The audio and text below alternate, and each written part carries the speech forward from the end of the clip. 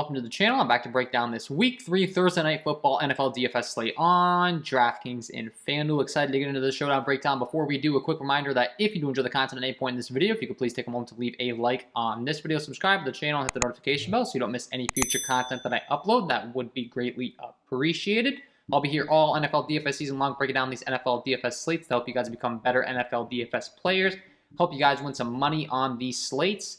And I do offer an NFL DFS premium package. If you are getting very serious about NFL DFS, I would highly recommend it. I've made some major upgrades over that the last couple of weeks. We now have projected ownership, a top stacks tool that I'm very excited about. I was promoting that over there on Twitter, gave you a little bit of a shout out and explaining what it has to offer. So if you're interested in that, go ahead and check out my Twitter at KJK_DFS. And with that being said, let's go ahead and start breaking down the Showdown slate for this Thursday Night Football game. So this game expected to be somewhat of a low. I guess you could say it's an 8-point spread in favor of the Carolina Panthers. 4-3 over-under, not exactly going to be a shootout, but one thing I will be saying is I think that it's very clear where the targets will be going on both sides. Of course, it all starts with Christian McCaffrey at the top. He's priced at $20,100 as far as the captain spot's concerned over here on DraftKings. And I think for very good reason. This guy's share is absolutely ridiculous in the offense. He's going to get runs. He's going to get targets through 2 weeks. 9 targets, 6 targets, 24 attempts on the ground in Week 2, 21 attempts on the ground in Week 1, and 27 and 24 DraftKings points. Guy's an absolute beast. I mean, looking at some of these numbers on my key stats tool as far as how he's fared on the season and his snap counts, all the above. Right now, he's playing on about 79% of snaps. I'd expect that to even possibly increase. He's got a 75% rush share of the total team's rushes, and he also has a 22.06% target share. 22% of the team's targets are going his way. I mean, we know Christian McCaffrey on a fantasy point per snap basis is very good. I mean, he's very clearly going to be the top option on this slate, and when you're looking at the game script, everything kind of matches up for him. They're favored, probably going to be running a lot when they're ahead in the game, and he's just an absolute smash play. It's really just a matter of if you can fit him in with a salary over on DraftKings. I think it's going to be a priority. I mean, as far as my projections, I've got him projected way ahead of the field as far as anyone else in this game, at least 7 points above any other projected player. That's ridiculous. So he's priced up, but for good reason. I think that he's going to be a priority in your lineup. That's not a hot take by any means, but I think that you really have to be focusing on getting him in your lineups and primarily the captain spot if at all possible. There are some alternatives that we'll talk about here, but it all starts with him. Sam Darnold and DJ Moore, the other two guys that this offense really flows through as far as DJ Moore's target share through the first 2 weeks. He's been targeted a bunch, 8 targets in Week 1, 11 targets in Week 2, and he's the next guy that this offense is really going to flow through. Looking at my snap count data for him, he's going out there and playing on 85% of his team snaps. He's got 16% target snap percentage on his snaps that he's out there, 27.94% target share in this offense. So, the ball's going his way approximately a third of the time whenever they're running plays out there. So he's obviously going to be another great play. And I think it really all is going to flow through Sam Darnold, DJ Moore, and Christian McCaffrey. So those 3 guys priced up the highest on the slate, I think for good reason. I mean, you're looking at the Vegas lines. They have a 25.5 implied total. They're going to be the ones that dominate the share. And I think that they're the ones that you should be locking in on. As far as anyone else on this Carolina Panthers side that I'm looking to, I mean, Robbie Anderson on the outside, looking at his stats, he's played on 77% of the snaps as far as his target share, seeing 13% of the team's overall targets. Decent. He's definitely at a much more friendly price tag than, DJ Moore and these other guys that we talked about. But the fact of the matter is these guys are just getting so much volume. I think if it's at all possible to be fitting in this 3-headed monster in your lineups, you should be making that a priority. And then on the Houston side, the same rule is going to apply. It's very condensed target share. Running it back with a Brandon Cooks. Brandon Cooks at 15K. He's been getting a ton of targets. 7 targets in Week 1, 14 targets in Week 2. We do have a different quarterback now that Tyrod Taylor went down with injury and Davis Mills taking over for this team. So maybe that's a factor. Maybe he's going to spread it out a little bit more. I tend to think they're still going to rely very heavily on Brandon Cooks. And as mentioned, the numbers really stand out. I mean, from a wide receiver aspect, this guy has been absolutely ridiculous. He's got 35% of his team's overall target share. More than a third of the targets are going his way, and for good reason. And then when you're looking at the amount of snaps he's playing, he's out there for 85% of his team snaps. And, I mean, the numbers just speak for themselves. The next guy on the team that's really seeing looks would be Farrell Brown, the tight end. He's only playing, 70% of snaps. He's got a 10% target share, not nearly as effective as Cooks. And then when you're looking to the next guy, it's going to be Mark Ingram out of the backfield. And he's only playing on approximately 40% of snaps. He does have 72% of his team's overall rushes. So, I mean, they're clearly feeding him the ball when it comes to the run game. But for the most part, it's really going to be flowing through Brandon Cooks. And I think on this Showdown slate, you should be focusing on these top guys. I mean, we can't fit them all in our lineups, but you're really going to need a run back option. And I think these offenses are so condensed. As far as maybe some sneakier plays on the Houston side, we have seen Jordan Akins out there for a decent amount of snaps. Not really nearly as much as in comparison to Pharaoh Brown, though, so I would definitely lean him, especially considering they're priced so closely, comparing the two.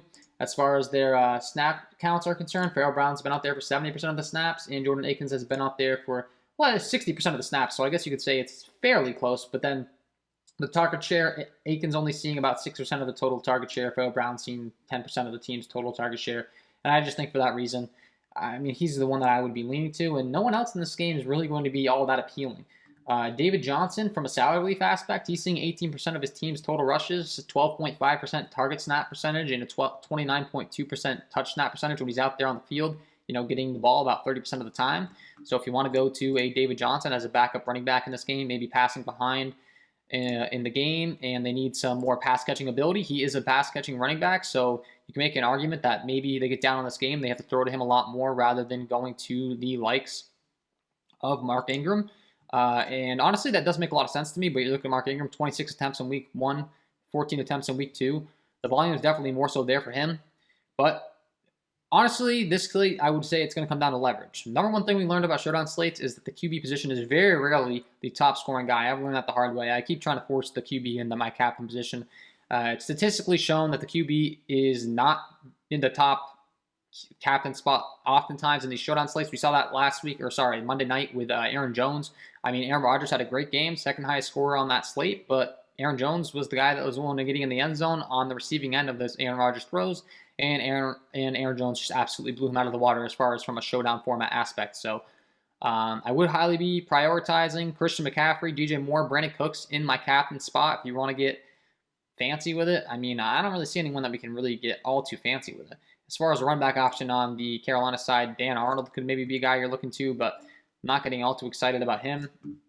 And really anyone, as far as my captain spot from a value aspect that I'd be going to, I'm not seeing anyone outside of maybe a Chris Conley at 2.4. He's seen a decent percent of his team snaps overall. He's been out there for 68% of his team snaps so far on the season. He only has a 6.67% target share, though, of this offense, really not being targeted all that much in his slot receiver role here. So, I'm not too sure that I'm even looking to go to him, and he might be forced to the outside in this game as well. So, I don't know. It's really, I hate to be the Mr. Obvious as far as our plays are concerned, but I really think you're going to get burnt if you're not focusing your core on these players. They're just seeing so much of the volume of the offense. Christian McCaffrey, DJ Moore, Brandon Cooks, Robbie Anderson, Mark Ingram, maybe throwing in David Johnson, as I said, a Phillip Lindsay, but I mean, it's not like they're getting enough volume to really be all that interesting. And then when you're factoring that it's Phillip Lindsay and David Johnson, that's a little concerning considering we have to play some, pick whoever's going to be the best option there.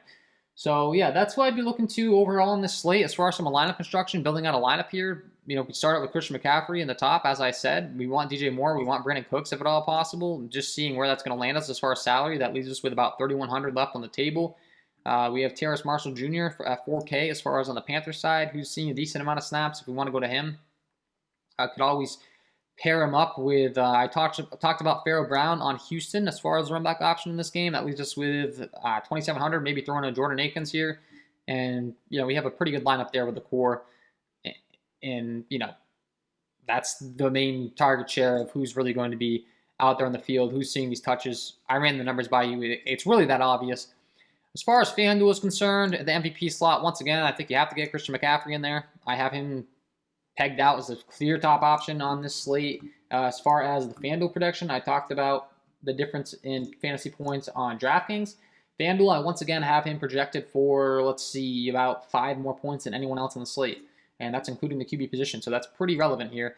I think you got to start with Christian McCaffrey. That still leaves you 10K on the table. DJ Moore, Brandon Cooks, both going to be target share beasts if you can get them in your lineup at all. That would be smart of you, I would say. Run back options, we talked about David Johnson, Jordan Akins, Pharaoh Brown is even cheaper over here on FanDuel, which will give you 10K. That's going to be an interesting option. You can fit in Robbie Anderson if you go there. I don't hate that build. Maybe a Mark Ingram that we talked about, but they're going to have to be throwing from behind early and often. FanDuel, it's even easier to be fitting these core guys in, and I think you just don't get cute. I think you jam them in. The volume on these offenses is clearly going there. As far as any sneaky plays, I try to always give you guys a little bit of a sneaky play, at least on these showdown slates, because you got to get different in some aspect. I mean, I would say it all starts with the kickers. If you want to go with a Zane Gonzalez or a Joey Sly at the kicker position, that could maybe differentiate you from some of these other lineups.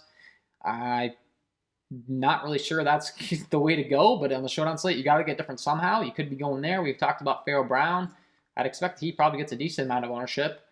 Maybe taking a dart on Andre Roberts on the outside for Houston, but it's not like he's been out there for that many snaps. If he's even going to be out there at all, I expect him to get a few snaps in this game. But if you're looking at his stats so far in the season, it's not like he's really been making that much of an impact here over the first 2 weeks. We can see he had 2 targets last week, and one of those receptions went for 35 yards. So that's pretty decent. On a showdown slate, maybe you can get away with it, but I think the showdown slate's pretty clear cut. Don't get me wrong.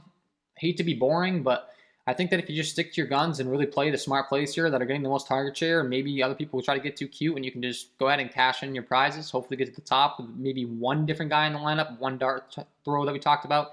Maybe throw in the Panthers defense and just think they really shut down this Houston squad, who right now only has, looking at their implied total, a 17.5 implied total. I wouldn't hate that idea. And that's who I'd be looking to for the showdown slate overall. That's my pretty much overall breakdown. That'd be my honest advice. The target share is going to be there pretty clear on both sides. We know who the ball is going to. I don't really think there's going to be many surprises. Can be a little bit boring, but the showdown slates, it's kind of tough to differentiate sometimes. Always come up with a game script and don't play the QB in your captain spot. That'd be advice. Yeah, go to a running back, go to a wide receiver, maybe pair him up with his QB. If you think he's going to be throwing the ball, Houston expected to get it down early in this game. Pair up a Davis Mills with a Brandon Cooks and feel pretty good about that. And that would be my overall advice roster construction for this Thursday night football slate. If you do enjoy the content, if you could please take a moment to leave a like on this video, subscribe to the channel, hit the notification bell, keep an eye out for more KJK DFS content. I already released my NFL First Look video. We already are on our way to producing the next one as far as final picks. Make sure you tune in for that. You can check out my MLB DFS content as well. And don't forget to check out my NFL and MLB DFS premium packages linked below in the description. Wish you guys all the best of luck on this Thursday Night Football Showdown slate, and we will see you in the next one.